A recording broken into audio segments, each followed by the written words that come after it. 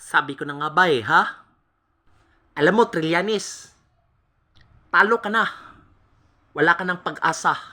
Kasi, kriminal ka din. Kakampi ka ng ICC, Trillanes? Ha? Sagot! Sobra ng ginagawa mo, ha? Alam mo, illegal na pag-aresto ang ginagawa mo kay dating Pangulong Duterte. Si Duterte, tama ang ginagawa, ikaw may mali. Sige, Trillanes, hinahamon na kita, putang ina mo. Si Kibuloy, ikaw ay pakulong.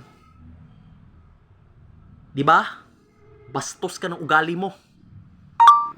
Ikaw ay pakulong kay Kibuloy, ano? Ha, Trillanes? Sangkot kayo mga pinklawan, dilawan, pro kapamilya, mga silbahis kayo, mga putang ina mo. Ang titigas ang ulo nyo. Kayo mga taga Manila, mahiya kayo. Napakadaya inyong eleksyon. Sabay-sabay natin ang kumilik. Ipabuykot natin anong nangyari. Bakit ayaw pumasok sa mga Team Duterte? Si Kibuloy, maraming tutulungan ng tao. Wag lang ang mga illegal na gawain. Kayo, mga pinklawan, dilawan, pro kapamilya, o pro Marcos, wala kayong ginawa, puro paninira sa mga Duterte. Galit ba kayo sa mga Duterte? Sige. Sirain mo ang mga Duterte dito. Gago ka. Makakahiya sa mga sarili nyo. Sira kayo ng ulo? Ha? Nakakasira na kayo ng ulo.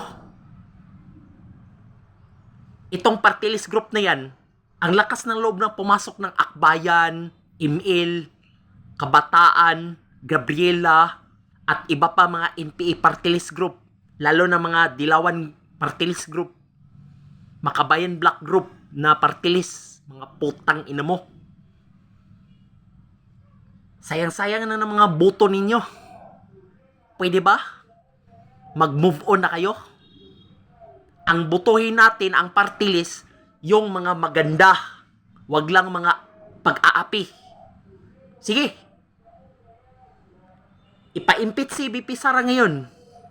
Kung mananalo ng mga dilawan na yan, silang dalawa, ng senador, hindi ako peace kay Kwan, Bam Aquino at Kiko Pangilinan. Kalaban ko yan, putang ina nyo. Ito si Trillanes, talo siya. Wala siyang pag-asa. Si Malapitan ang mananalo. Ikaw, mag-surrender ka na, Trillanes. Malapit na ka mamatay sa buong mundo. Sana lumayas ka sa mundo na to eh. Tandaan mo yan. Sorry ha. Pasensya na po. Malinis ang konsensya ko. Tama na. Sobra na. Pagod na ako sa masama. Sana magbago na kayo. Kung hindi kayo magbago, lumayas ka sa mundo na to. Tandaan nyo yan. Tandaan mo to ha. At yan po ang video na to. Comment down below. Ano sa tingin mo?